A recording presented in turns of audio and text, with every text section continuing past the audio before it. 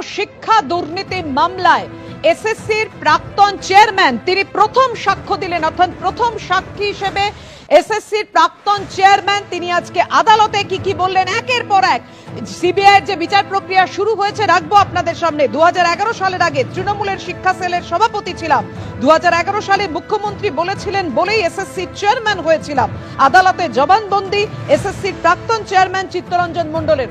এসএসসির প্রাক্তন চেয়ারম্যান চিত্তরঞ্জন মণ্ডল তিনি দাবি করছেন এই যে দেখছেন দুর্নীতির গোলকধাঁধায় তৎকালীন শিক্ষা দপ্তরের একাধিক নেতা মন্ত্রীরা যারা এই তদন্ত প্রক্রিয়ায় জেলে গেছেন এবং সেখানেই এসএসসির প্রাক্তন চেয়ারম্যান চিত্তরঞ্জন মণ্ডল আজকে প্রথম সাক্ষী ছিলেন সিবিআইয়ের বিচার প্রক্রিয়া শুরুর ক্ষেত্রে। তিনি আজকে দাবি করেন যে বেআইনিভাবে চাকরি দিতে বলা হয়, প্রচন্ডভাবে চাপ ছিল তার উপর এবং এই চাপ দেন মুকুল রায় এবং পার্থ চট্টোপাধ্যায়। নিজের বাড়িতে ডেকে চাপ সৃষ্টি করেছিলেন পার্থ চট্টোপাধ্যায়, দাবি করেছেন তিনি।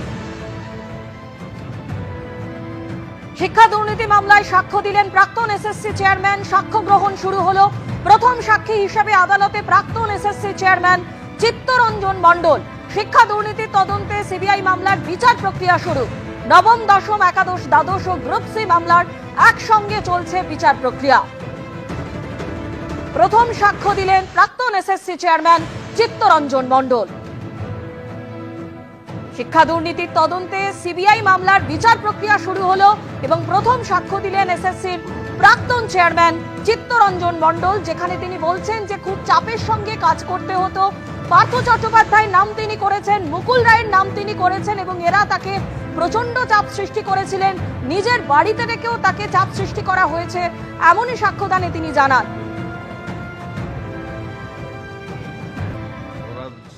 টাকাটা তো পাওয়া গেছে, কাজে কার সেই প্রশ্নে সাধারণভাবে যে কেউ করে থাকুন তিনি কখনো আউটরাইট বলবেন না যে এটা আমার, তাহলে কিন্তু স্বীকারোক্তির পর্যায়ে চলে যাবে এবং অপরাধটা গৃহীত হবে। এটা যে কোনো লোকই জানে, সাধারণ মানুষও জানে, যিনি অপরাধ করেন তিনিও জানেন, যিনি অপরাধ করেন না তিনিও জানেন। প্রথম নিয়ম হচ্ছে অস্বীকার করা। কিভাবে এইভাবে চাপ আসতো? আপনি স্বচ্ছতার সঙ্গে নিয়োগ করছেন বলছেন, কিন্তু চাপ তো নিশ্চয়ই আসতো। চাপ তো বিভিন্নভাবে আসতো। শুনুন, প্রথম কথা একটা কথা বলি, ডাইরেক্টলি আমাকে কিন্তু খুব বেশি লোক এসে বলেছেন এরকমটা বলবো না, বেশিরভাগ ইনডাইরেক্টলি কেউ কেউ ড্রাইভারের আগেও বলেছে, আমি ড্রাইভারের মাধ্যমে দারোয়ানকে দিয়ে যেতেন, কেউ হয়তো আমার সেক্রেটারিকে দিয়ে যেতেন, এইভাবে। তবু আপনাকে ছাড়তে বলছেন, কেন ছাড়তে হবে বলেন? প্রশ্ন আমি করিনি, তার কারণ হচ্ছে শুনুন, ডাইরেক্টলি উনি তখন তো হেভিওয়েট নেতা, তো তখন উনি নিজেও সেই কথাগুলো বলতেন যে I am the next man to CM. কাজে কাজে আর যখন বলতাম উনি দু একটা প্রশ্ন করার চেষ্টাও করেছিলাম, উনি খুব অত্যন্ত খারাপ ব্যবহার করছিলেন।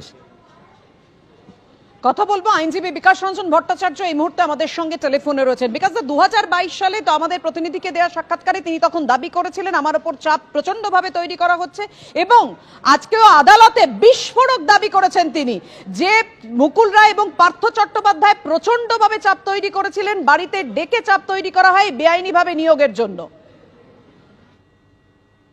দেখুন, এটাই তো বাস্তব ঘটনা। যে সমস্ত আধিকারিকেরা আছেন তারা যদি ন্যূনতম নৈতিক দায় নেন তবে তাদের বলতে হবে যে তারা বিভিন্ন চাপের প্রভাবে এই সমস্ত অপকর্ম করেছেন। আজকে চিত্তরঞ্জনবাবু বলেছেন, সত্য কথা বলেছেন, তিনি জীবনের ভয়কে উপেক্ষা করে বলেছেন। এখনো যারা কারাগারে আছেন তাদের এই সত্য কথাটা বলার মতো নৈতিক জোর আমি দেখছি না, যাই সকলেই দায়িত্ব নিচ্ছেন।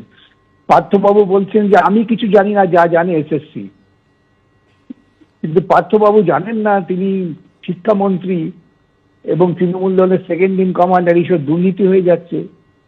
এই সমস্ত ছেদ যুক্তি যারা দেন তারা তো দুর্নীতিকে সমর্থন করেন। চিত্তরঞ্জনবাবু অন্ততপক্ষে সত্যতা সামনে এনেছেন যে আগামী দিনে মানুষকে আরো বেশি সাহায্য করবে সত্যতা জানতে। ধন্যবাদ আপনাকে।